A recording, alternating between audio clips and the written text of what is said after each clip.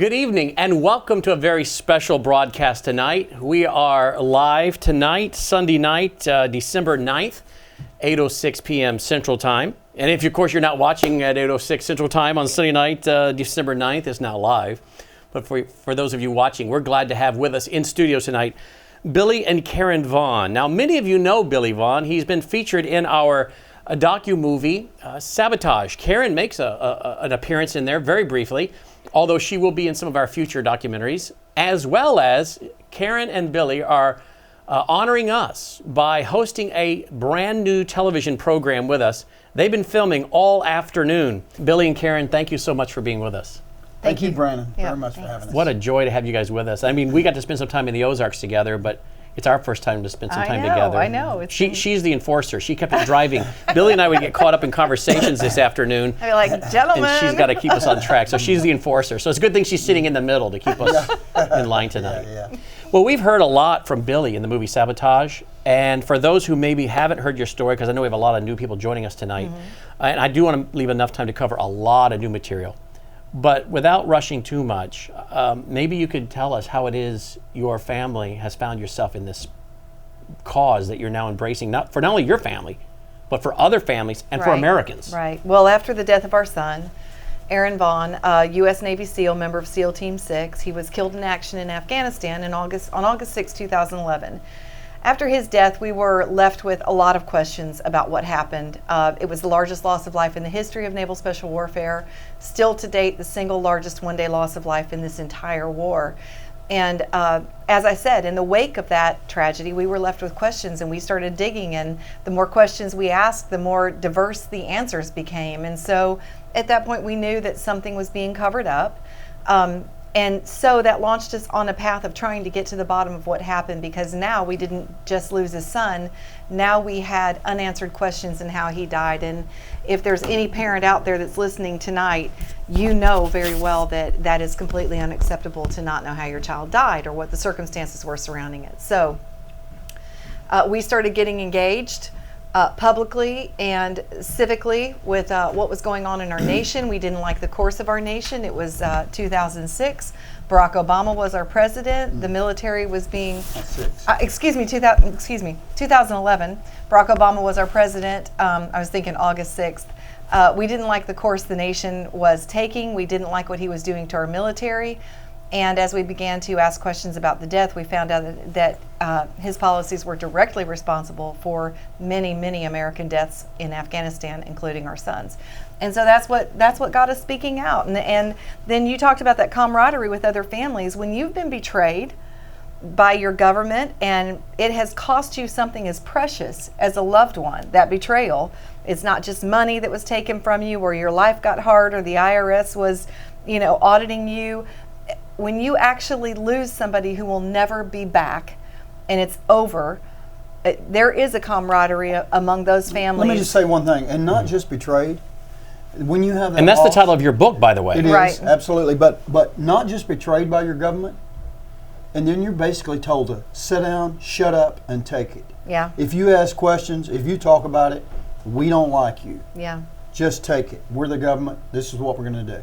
And what we have found out, I mean, your book is called Betrayed. His book is called Betrayed. I hope all of you will get it. You have a book. What's it called? World Changer. World Changer Story.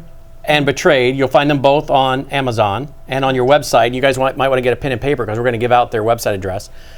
But obviously from the title of your book, Betrayed, you're saying that the military and the government betrayed your family and those of the others. And so people might accuse us often of conspiracies. Actually, they betrayed our warfighters. They betrayed our warfighters. They betrayed the men who they were supposed to have their backs. And not just the government, not just the federal government, senior military leaders who were more worried about their careers and who might risk something, because Karen pointed out that it was Barack Obama's policies. But remember this, folks, a lot of high-paid careers with military leaders let this go on. Right. Let this go on, and then moved along, got promoted, and off to high-paying, like four-star Admiral McRaven. William McRaven. And who right now the media bows down to. And he comes out against President Trump. And listen, American citizens, you think because of what he's been portrayed as, the man who got bin Laden and all these kind of things, Admiral over JSOC, that he is a great warrior. Let me tell you, he is not. He is not.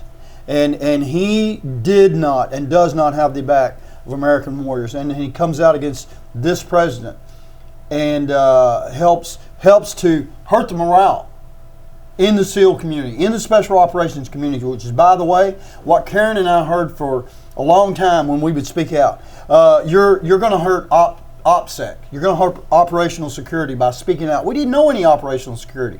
But here is a man who came out publicly against the commander-in-chief, who is commanding men in all our special operations communities, in the SEALs, in the Navy, in the Army, the Rangers, Delta Force, Marine Recon, and all those. But yet he speaks out against their commander-in-chief. So what do you think that does to operational security? And morale. And morale among the troops. It's all just a big joke. It is. How tragic. But it's not funny. The last line there, that this is a big joke, but it's not funny, because we're talking about the lives of men and women, but mostly men in SEAL Team 6, I guess, that were willing to pay their last full measure, only now to have their families told, it's none of your business how they died. It's none of your business what took down that Chinook helicopter in August of 2011.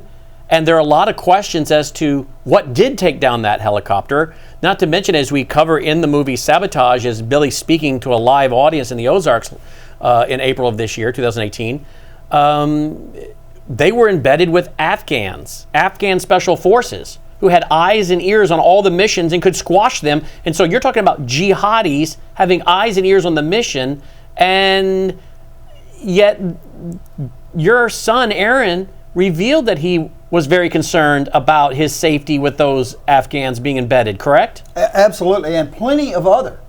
After Aaron died, the only one we heard that I heard stories from about that when Aaron was alive was Aaron. But after Aaron died, a lot of special operations, how they didn't trust the Afghans, how they were forced to work with them, how they slowed them down, and one thing, and how their leaders, our leaders, would tell them you're not being logical, and wouldn't listen to their concerns. But primarily, it's trust. That's the big issue for me as a mother who gave this nation my son and said, you can have him, and I will allow him. Not like I could have stopped him if I wanted to, but you know what I'm trying to say. I will give him to this nation to fight for this nation on behalf of our freedom, of our, and then they take that child that a mother gives them, and they put them in situations with Afghans who they absolutely know could be the very enemy that they're there to fight, because they knew there was infiltration in our troops. It's still there today. There's still green on blue attacks, which is just Afghans killing Americans, but they were working together. That's why it's called a green on blue attack, because they were supposed to be an ally in an allied situation with our troops. But you take them and you put them in those situations and you let them be killed for nothing. It would be one thing if Aaron was, flying into battle to save some Rangers, and he would have gone in, Billy often says, on a kite, if that's all he'd had. But instead they made what do you say? What kind of enemy formidable? They made a primitive enemy formidable, because they put our troops at such an under ability to perform to the full measure they could perform, that there was no way. Winning wasn't even an objective. So I was going to say there was no way they could win, but what it really got down to is it was the Afghan lives over our sons' lives, and that's what really outraged me. It was the hearts and minds. We wanted to win the hearts and minds, right? You were told that the reason they couldn't lay down ground fire coming in that night in this Chinook helicopter. No drone strike. We want to win their hearts and minds. Well, ground fire too. And ground fire. So they're coming in, as you said in the movie Sabotage, they were coming into a hot landing zone like they were coming into Walmart. They couldn't lay down any ground fire because they wanted to win the hearts and minds of the terrorists. That's right. Okay, so you got that as an issue, but then you have these Afghans embedded, and am I correct in saying these were not the same Afghans they were used to working with? That's right. That's right. So they were swapped out at the last. So the last minute, nobody knows who those Afghans were. Okay, so there were some Afghans that your son had come to trust. Some of them. We think so. Yeah. And at the last minute, they're switched out. And you have no clue who they were. Right. And they could have known and revealed to the enemy that they were coming, and this was all a setup. Absolutely. Oh, That's what Aaron told us. We don't tell them where we're going because they may send word ahead that we're coming, or when we get there, they may lay their weapons down and refuse to fight because they know the people that they've gone to do battle with that night. I mean, it's a ludicrous concept to mix those two people together. Maybe 5 out of 10 times works, but what about those other 5 times? Yeah, exactly. And this afternoon, one of the programs that they recorded, and boy, did they interview some amazing guests. One of them this afternoon, she's also featured for a few minutes in the second hour of Sabotage. Tell us about this young lady, because this has really upended her life. I mean, my heart went really out to her. It's one thing to watch her in Sabotage the movie, but this afternoon I got to see, when the cameras weren't rolling and everything, a little bit of the real person, when the cameras aren't rolling, and you can sense this young lady is really still struggling with what she witnessed that happened to your son, and she has some serious remorse that she's trying to deal with because she watched it all go down. Right. Tell us about her. Captain Joni Marquez. 3 years after the shoot down, we received an email from Joni Marquez, captain in the Air Force, and she said, I was overhead the night your son was shot down. And what was she in? She was in the AC-130 Spectre gunship. And she was the fires commander on that. By the way, and one of the most lethal weapons on the face of the earth. A weapon that is almost indestructible, that our armed forces has at its disposal to take out the enemy on the ground, to protect ground troops. Nobody has weapons like the United States. We had 2 AH-64s overhead that night. Lethal air weapons team to take care of those Rangers and take care of those SEALs that were going in. And go ahead, Karen. But they were deemed impotent, and so what happened is Joni wrote, and she said, if you'd like to talk to me, I'd like to talk to you. So I called her the very next day, and I said today, it's like one of those, it's like that 9/11 moment when I had that conversation. I could not believe the things she told me. She started our conversation by saying, I haven't slept in the last 3 years without taking medication to sleep. I haven't eaten a meal in the last 3 years without taking medication to digest it. And I've talked to my family, and this is where I am.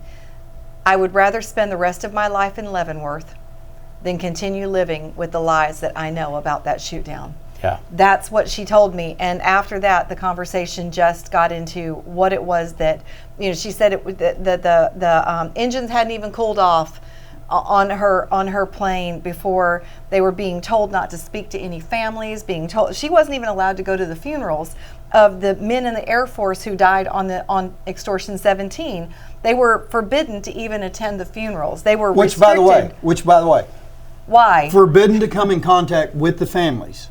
Does that sound a lot like what took place in Benghazi? Well, is this forbidden to come in contact with the families? Is this tragedy as big or bigger than Benghazi? We're just a mom and dad. We don't know, but we have had more than one. Several people who in different positions say what happened to Extortion 17 is bigger than Benghazi. Yes, absolutely. It has been. Well, you're talking about, and you take the personal value out of it. Of course, there is nothing that Aaron could have ever done that would have made his life more valuable or less valuable to Billy and I as his parents. But when you just talk about the physical value of what went down that night, and when you start understanding what happened, because you're talking about 22 members of SEAL Team 6, not to mention the other special forces on board and the air crew, but if you just narrow it down to the 17 Navy SEALs that were on board that chopper, untold millions had been poured in by our nation to train those men to be the most elite forces the world had ever known. And then we stick them on a helicopter that was built in the 1960s, last retrofitted before most of them were born, and we send them into a hot battle zone and get them shot down where every single soul on board dies in one incident. And if we had 3 hours, we couldn't tell you all the things that were done wrong that night that have a mystery element involved in them. Folks, y'all are going to think that I really don't like 4-star Admiral William McRaven. You're right, I don't. But he is touted as a great warrior because he was responsible for the bin Laden raid. Mm-hmm. But let me tell you something else. He takes credit for that. In fact, he brought that out himself when he came out against President Trump. But let me tell you what else he oversaw the greatest loss in the history of naval special warfare on August 6, 2011. 2 days later, he was promoted. He was promoted for that. 2 days. Well, what I'm saying is He was promoted 2 days later after the shoot down of Extortion 17. And wouldn't you think that the world needs to know, when a man or a woman oversees something great, you'll carry it. If you're responsible for the great, you're responsible for the tragedy.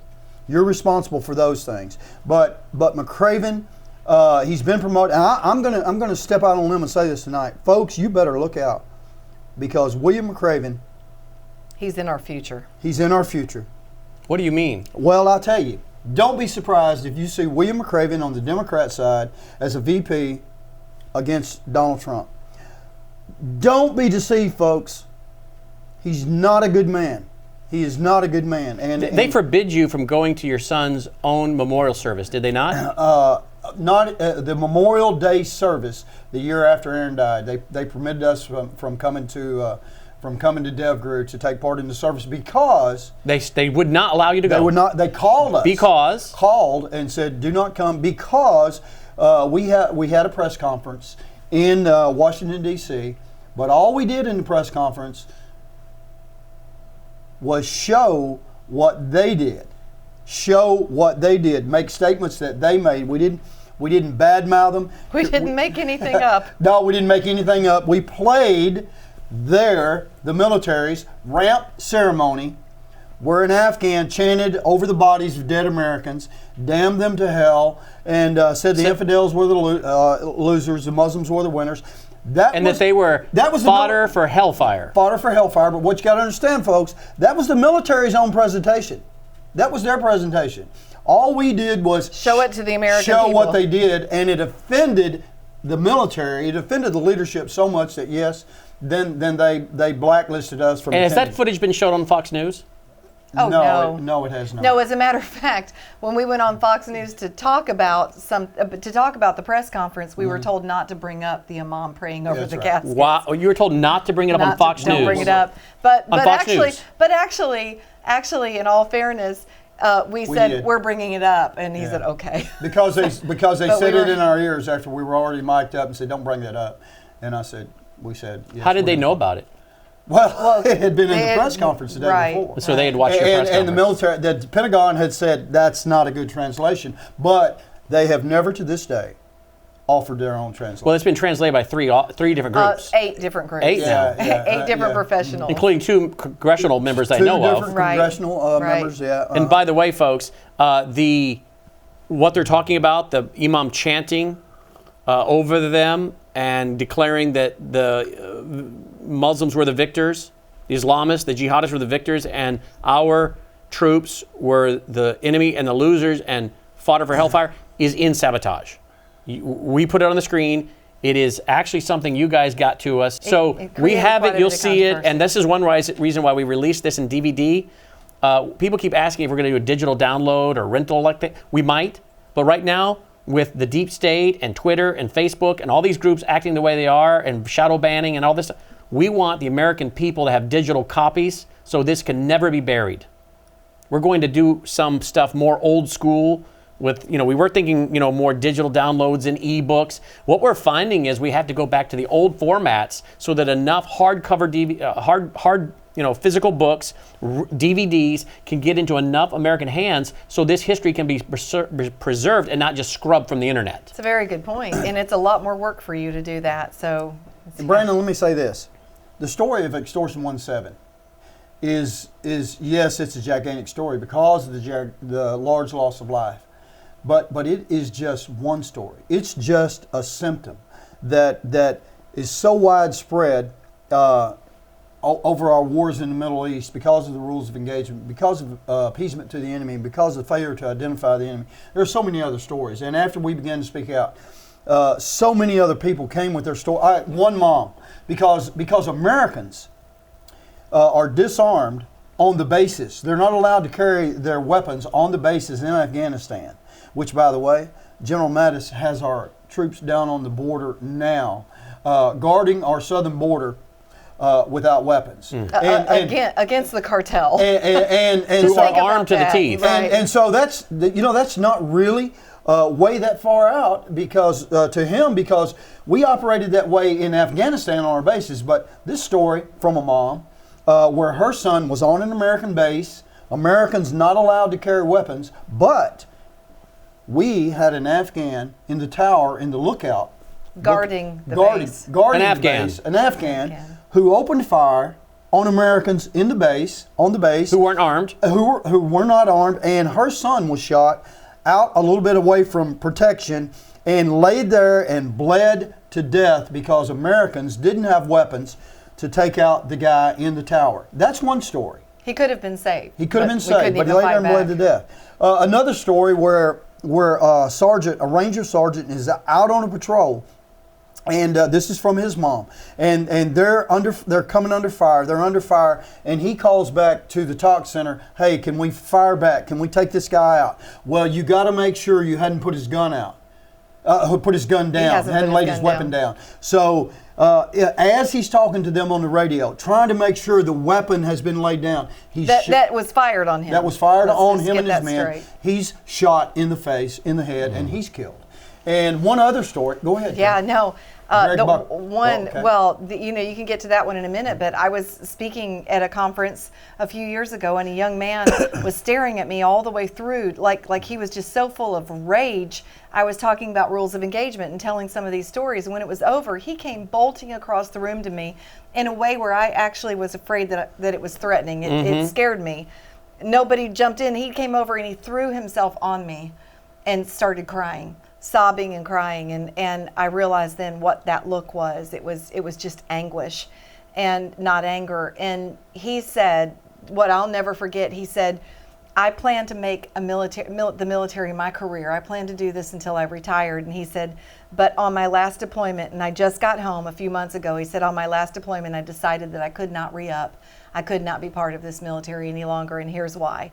Our commander sent word to us that from this point forward, if an Afghan has an RPG launcher aimed at your men," I'm telling you the truth. He's crying as he's telling me the story. "If an Afghan has an RPG launcher aimed at your men, you cannot shoot him until he fires it." So in other words, Americans have to die before we can take them out. Is that still the rules of engagement today? We don't know. We don't know. I do know that the rules have improved under this administration. I will say that understanding our enemy has not seemed to improve because the same leadership over the military. Same generals. Yes, the same generals absolutely. are still running this war. So basically, Trump hasn't cleaned out the deep state, and he hasn't Right. cleaned out the Pentagon. Right. Exactly. So the same characters are running the show. They're still Exactly. running the war. Uh-huh. They Right. are. In fact, we just had a green on blue attack here, an insider attack as they call it now, because that's not as threatening as green on blue, because green on blue absolutely means Afghans. It points out the Afghan. It points them out. But so we call it insider attack. We just had an insider attack here a few weeks ago, again in Afghanistan. It killed Americans. So it's still going on. So our leaders still don't understand the enemy.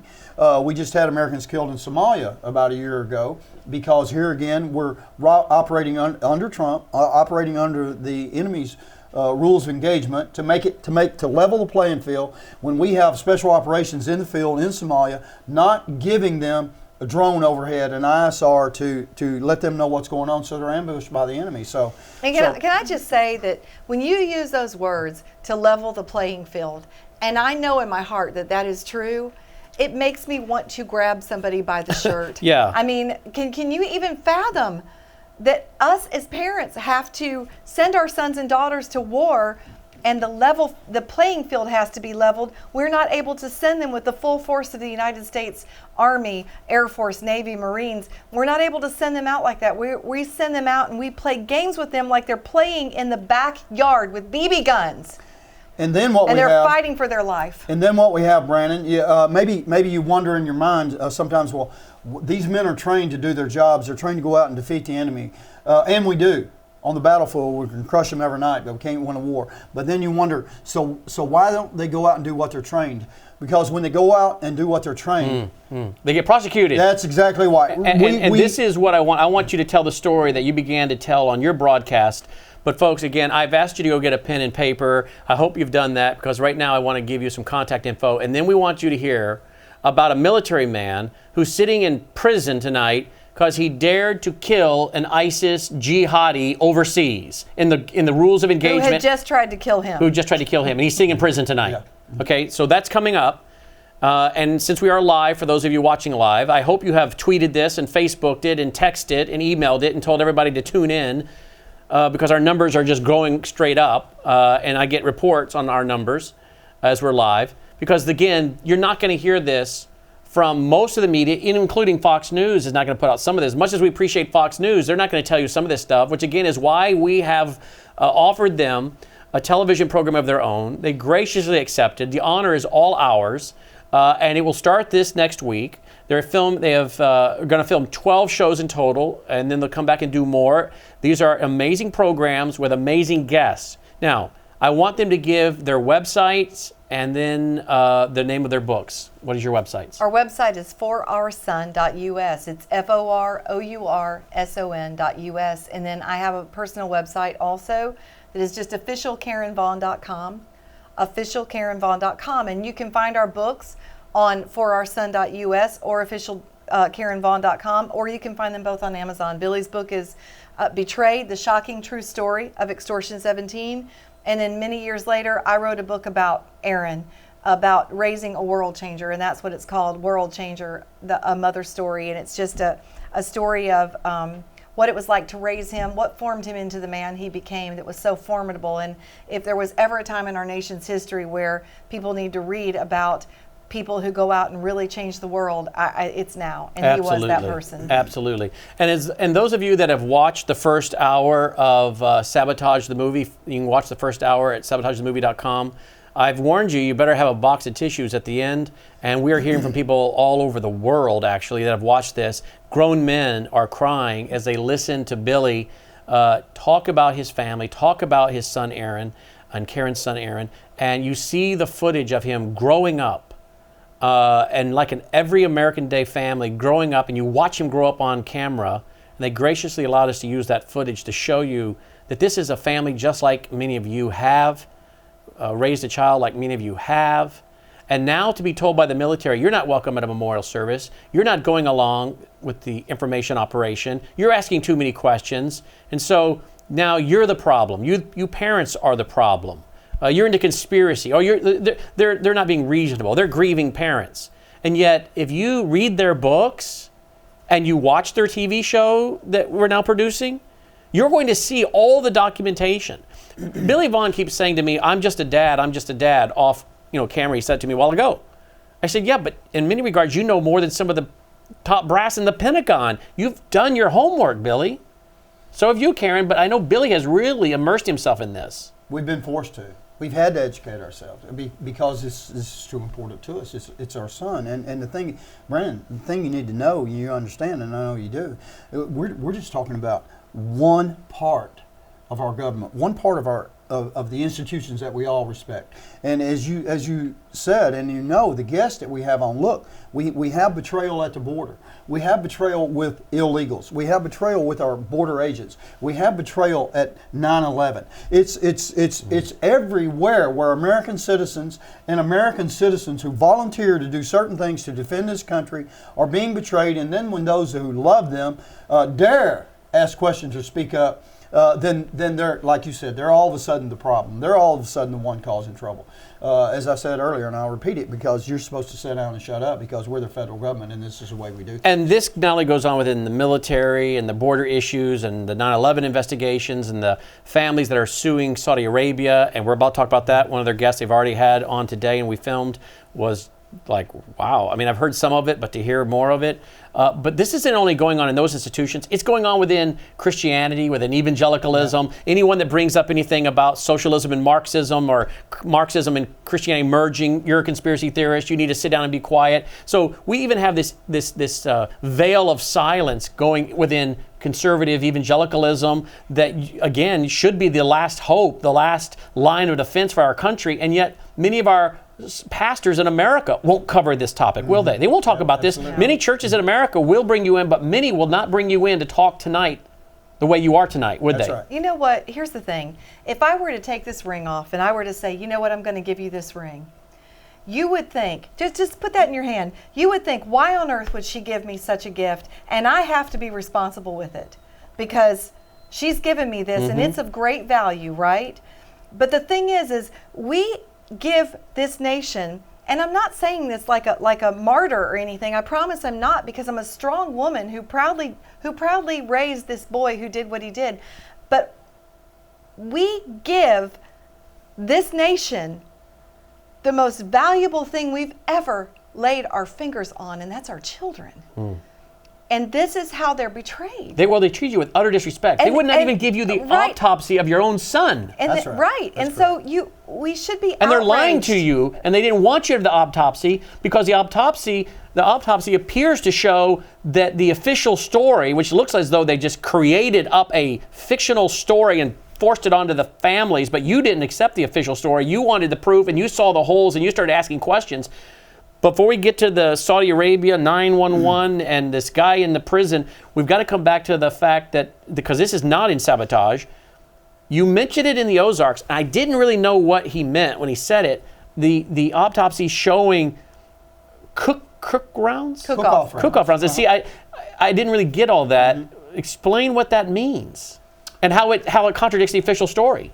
Okay, so yeah, in the autopsy, the medical examiner, he reported everything that he found about Aaron's body, and he said that he found cook-off rounds in Aaron's body, and he disposed of them because they had no evidentiary. And what are cook-off rounds?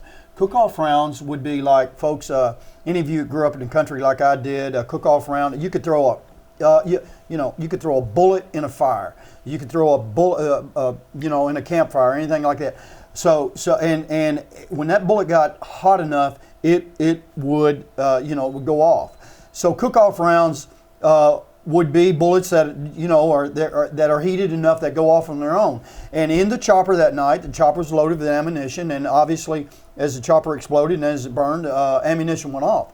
So they described what they found in Aaron's body as cook-off rounds, those ammunition that went off on their own in the chopper. And Aaron was trapped in the chopper, as were most of the Americans that night. So there were cook-off rounds. But one thing you need to know, and don't take my word for it, there have been studies done on cook-off rounds by fire department, by universities, by the military. Because firemen going into houses want to know what's going to happen if there's ammunition in there. And in all the studies, cook-off rounds almost never penetrate the body because they don't come down the barrel of a rifle. They have nothing to project them. They're just like a firecracker or a firework going off, in an open space. And the studies actually say that cook-off rounds don't even penetrate cardboard, much less Kevlar. And so that's what was reported that they removed from Aaron's body, then discarded them. And by the way, they did not identify the caliber of the cook-off round. And folks, as I said, I'm repeating myself, but as I said, Aaron was trapped in the chopper. But in another one of the warriors' bodies, Charlie Strange's son, Michael Strange, Michael was thrown clear of the chopper. And he was not tarnished at all by the fire. Guess what the autopsy said they found in Michael's body too? Yeah, you guessed it. I know you've already guessed. Cook-off rounds. Wow. So these bullets that, first story, they won't penetrate on their own, but then they're also found in a man, my son, our son, who's trapped in the chopper, and they're also found in a man who's thrown way outside the chopper and not burned at all. So there again, something very puzzling. And so what it leads you to, it goes against the official story that there was nobody else on the ground when the chopper went down. That's the official story. And this seems to show that either there were people firing while the chopper was up in the air, meaning the embedded Afghans were firing up inside the helicopter, and because again, this was not the normal Afghans. These people were switched out at the last minute. Were they starting to be involved in a jihadi attack while they were still in the air, or when the chopper came down, were there forces on the ground that were shooting?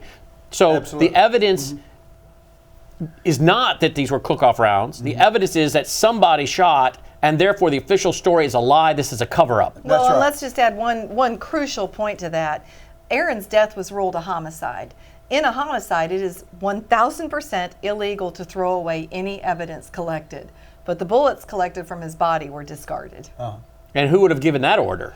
Well, it couldn't have been the man in the mortuary. What we do believe, It's too low for his. yeah, what we do believe is he had never made. And by the way, this is not just what we believe, because it was pointed out to us that this man would have never made this decision on his own, Right. because it would ruin his career. Because it's actually a crime to do this, and so somebody way above gave that order to get rid of those bullets. Yes. Wow. All right, let's talk, because again, we're just touching on all the numerous problems, okay, that the American people need to know about. And we're getting to the point where you almost start to fear your own government. I mean, tyranny is when the people fear the government. Liberty is when the government fears the people. But now we're getting to a point where we are concerned about our FBI. We're concerned about the CIA. We're concerned about the military, the Pentagon. The parents of soldiers that have given their last full measure of devotion are being harassed and intimidated and told to sit down and be quiet. And so you're starting to question whether we really live in a free society anymore, or is this really soft despotism, the appearance of living in a free society when you really don't, because it's really being controlled by it's called deep state in the national intelligence arena. I guess it's the military-industrial complex or whatever else you want to call it when we get into the military, but it's a group of people at a high level that really are not following the rule of law. They're not being honest with the American people, and they're certainly not being honest with the families whose loved ones have paid the last full measure of devotion. And this is becoming an epidemic the American people could never fix if they don't know about it, number one. Number two, your story is one of many stories, as you said. One of the ones that I want to make sure we talk about is this man that's in jail, in prison tonight, because he dared to kill a jihadi, an ISIS jihadi overseas who was about to kill him. And you're telling me he's sitting in jail tonight? Absolutely, and his name is Eddie Gallagher. And I'm going to let Karen do most of the talking about this because she's real close with Andrew. But his name is Eddie Gallagher, Senior Chief in a Navy SEAL, almost 20 years. And what I got to say about Eddie right now, and the prosecutor who's going after Eddie, thank God for men like Eddie who are defending this country. And thank God that there are not as many men being produced in this country like the prosecutor, who has called Eddie a monster and has said that Eddie Gallagher, who, by the way, volunteered, became a Navy SEAL, has served this country. Was a Marine first, and then became a SEAL, and served this country time and time again for now nearly 20 years, deployment after deployment. 8 deployments. And now sits in prison, who's given it all up to the point that he's come home and now has a family. And his kids are witnessing, his wife is witnessing, experiencing his government, not just his government, his U.S. Navy that he's a part of, and this is the best word I can think of that I can say on air, and some creep who's never had a bullet whiz by his head, who's never smelled the stench of war, who's never seen his buddy's blood flow from their life, is now prosecuting Eddie and calling them all kinds of names and carrying Eddie and carrying his kids out in their underwear. NCIS coming to their house when they knew they could find Eddie anytime. Eddie wasn't running; he was working, but went to Eddie's house in the day when his kids were there by themselves, marched the kids out in their underwear, with closed off the streets. With fully kitted with guns, might I add. Yeah, with 16 or 18 NCIS agents, marched the kids out, went in and cleaned out their house, took their computers and all that kind of stuff. And what's happened, I'm just going to let Karen talk about this. He did not kill the man. He's being accused of killing the ISIS fighter. But what happened is a battle was ongoing. They called for an airstrike, and the airstrike came and actually dropped bombs on this group that they were fighting, and this young boy was the only survivor. Not boy, he's a militant fighter. He just happens to be an older teenager because they groomed them young there. Right. But this young man was pulled in they were trying to keep him alive so that they could question him because he was the only survivor from an air raid. 2 or 3 men, I'm not sure exactly what the number is because we don't have that evidence. Eddie doesn't have that evidence of who has started this campaign about him. But they said that Eddie finished this young boy's life. which makes no sense whatsoever. There have been Iraqi commanders that have already said that absolutely did not happen. There were 20 men in the room, and I guarantee you that didn't happen. We saw the whole thing. There are other Navy SEALs that are standing at the ready to testify on Eddie's behalf that he did not stab that young fighter. It's just all such a bogus thing. But going back to what you said at the start is this. He's been incarcerated. He's been in the brig in Miramar in California since September 11th. They had the audacity to arrest him out of a facility where he was finally getting treatment, medical treatment that he'd been waiting for a year to receive. He'd no sooner gotten there till they bolted in with guns drawn and arrested him and threw him in the brig. He has been in pretrial confinement since September 11th. And this is how absurd. ironic, September 11, right? Absolutely. It's horrible that they and not just that, just think about this. This man, as you said, has served 19 and a half years. His entire adult life has been spent on a battlefield fighting for us. Dedicated to this country. It's time for him to retire. He had moved to Florida with his family just months earlier so they could finally just retire. That was his last combat deployment. And what's so ironic about the whole thing is he was named Sailor of the Year in 2017. I mean, this is insane. And once he is a highly decorated combat veteran with multiple Bronze Star medals with the V for valor. This young man. And when Billy talks about the prosecutor, if you saw their pictures side by side, Eddie is a hardened warfighter with browned skin and way too many wrinkles for a man his age, from being out fighting the battle on our behalf for the last 17 years in this war. And this lily-faced, tender little, it looks like his cheeks look like a 12-year-old, and I'm not trying to be insulting, I'm just painting a picture here.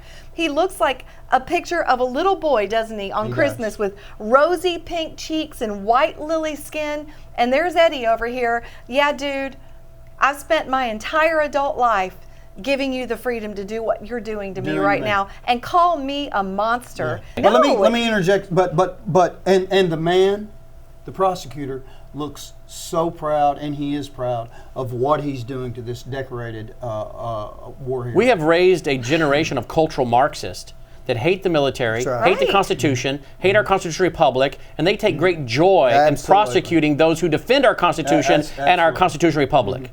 The communists hate the military. Okay, the cultural Marxists hate the military. So no wonder some of these people take great joy in prosecuting those who stand up for the true purpose and intent of the military, the constitutional republic, and are out to defeat the Islamists. Because after all, don't forget, one reason the cultural Marxists are upset is because the cultural Marxists are involved in a red-green axis with the Islamists. That's right. It's the most unbelievable story, and you know, it's just, it's heartbreaking because we know this young man. We know his character. He's married to his high school sweetheart. They have 3 children. They've lived the most incredible. What can we do? What can we do? Well, who should we be contacting? I tell you, you can go to UAP. That's United American Patriots. They're financing his legal counsel, and then also the Navy SEALs Fund with an S, Navy SEALs Fund. You can look that up. And on that site, we're raising money for his family because they've got needs now that they didn't have when Dad was home taking care of everything. Yeah, particularly at Christmas, remember this family. What about contacting the White House? Should people be calling and flooding the White House with phone calls? To Washington, D.C., yes, folks. to your members of Absolutely. Congress. What an outrage this is. So call the White House. Yes, call the sir. White Absolutely. House. Ask President Trump to pardon this and put an end to this as Commander-in-Chief. Pardon Senior Chief Eddie Gallagher. And as Commander-in-Chief, he can put an end to this. Absolutely. Yes, sir. Absolutely. And the thing is Eddie has not been proven guilty. Eddie's just been charged, but yet he's sitting in prison. And people need to know that the UCMJ is not like our justice system that you and I are charged under. If I'm charged with a crime, I'm going to get to have a jury with my peers. You're going to get bail set. and my constitutional rights, hopefully, are not going to be violated. But remember, Eddie and men in the military have no constitutional rights. When they sign that dotted line, they sign them away.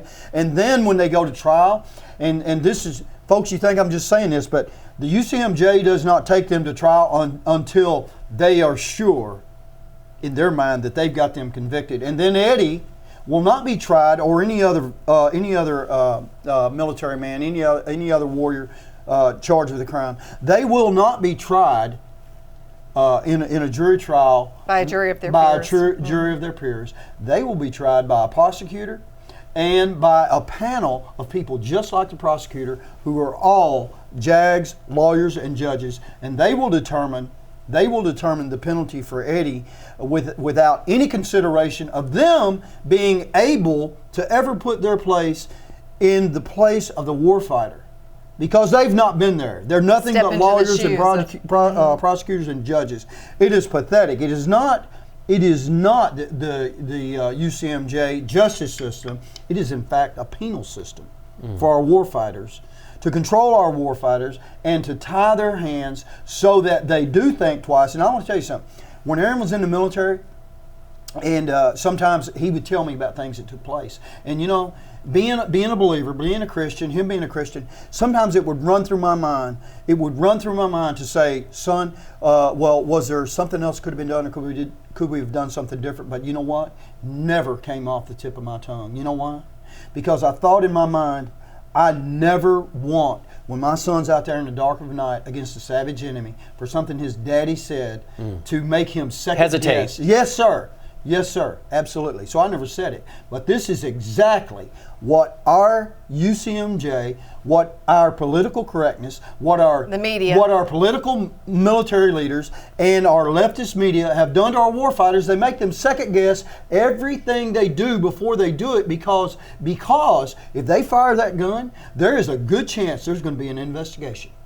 If an enemy is killed, there is not a good chance. There is absolutely going to be an investigation by a JAG officer sitting somewhere back in a talk center, dying to make a name for himself. Yes, sir. And just like you said, take down a warfighter to make sure that everything that was done there was obeyed by criminal rules of engagement, set down by leftists and Marxists, so our warfighters can't do their job. In Sabotage and in the subsequent docu-movie working on Siege, we're going to go into the issue of brainwashing and of many issues, but the American people have largely been brainwashed. And they've been told, you just follow the line given to you, and if you question, you're crazy, you're a conspirator, you're unhinged. And so the American people are being brainwashed from what's really going on. One of the things is 9/11. I mean, I think a lot of Americans have a lot of questions about 9/11, and some people go off into crazy town, but there is enough information that you can stay on a sound ground of thinking and reason and logic when it comes to 9/11. And I remember thinking to myself, if all of these hijackers were from Saudi Arabia, why are we invading Iraq? Why are we not invading Saudi Arabia? I mean, you don't have to be a rocket scientist or a general to ask, if all the hijackers were from Saudi Arabia, why are we not invading Saudi Arabia?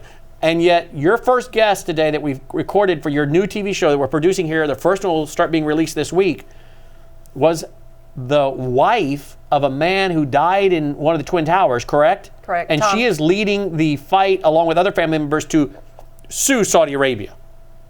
Tell us about this. Tom Strada, we had Terry Strada on, who's become a friend of ours, and yes, she lost her husband. She had a baby that was 4 days old. Terry is one of those people who stood up and said, you know, I'm going to follow the money. She was just smart enough. Her husband worked at Cantor Fitzgerald. He called her from the towers that morning. You're going to hear more about that on our show. And her life just radically changed in a heartbeat. And when she saw the towers fall, she knew that Tom was in them.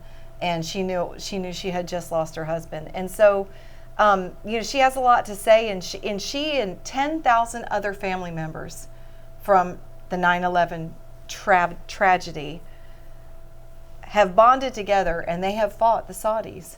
And our own government. And our own government right along with the Saudis. And you're going to have to tune in to hear her words, because they're powerful and they are true. There is nothing that this woman shares that's not fact-driven. As a matter of fact, she even had to pass every statement she made on our show today through the legal counsel that manages the 9/11 families, because it's important to them, as it is to us, to share nothing but truth, because the truth is bad enough. And then, of course, they have other guests. One of the guests this afternoon was a mother, and she was doing the interview with a picture of her son right over the shoulder. She's lost a son like you've lost a son who was serving our country. Tell us about this dear lady and her son. That's Marianne Mendoza. We find each other. Those of us who are fighting for truth, we find each other. And it's not hard to do with social media the way it is now. And Marianne's son, Brandon Mendoza, was a sergeant in Mesa, Arizona, a police sergeant in Mesa, Arizona. He was killed by an illegal criminal alien who had been arrested multiple times and deported and came right back in, no hindrance whatsoever. He was driving for 35 miles in the wrong lane on an interstate when her son left her home that night after they were celebrating Mother's Day and was driving home, came around a curve and was hit head on by this illegal criminal alien. He left her home. How many times the legal limit on alcohol? He was full of drugs, full of alcohol. And this world-changing, beautiful young man, Brannon, who literally was one of those people that was absolutely changing everything in his universe. He was buying gifts for the needy children that he was a police officer, correct? And he left Mother's Day to go to work, right? I mean, he had to take his break and come have some meal with his mom, and then he had to go back to work. And so then he quit his shift and was going home when he was killed. Going home. And the stories that came out are that he was buying presents and gifts for some of the kids in the needy kids community that he had come to know in his job, and he was buying them bicycles and different things to try to. I mean, this is the kind of police officers we don't hear about, do we? And this guy was spending his own money doing this. These illegal immigrants that are here illegally have more rights as non-American citizens who are here illegally than we do. Absolutely. Right? Mm-hmm. Tell us why you say that. Well, because as was pointed out by her, they serve less of their prison. 50% of the prison sentence is what they end up serving on average, illegals in this country. And while citizens serve 85% and of the sentence that they're given. So why is that? I mean, our government is not stupid. The people who are making these laws are not stupid. What is the agenda behind it? It just looks like time after time things are purposely being done to beat down the American citizen and to just give everybody else who should have no constitutional rights in our country rights that are over and above the American citizen.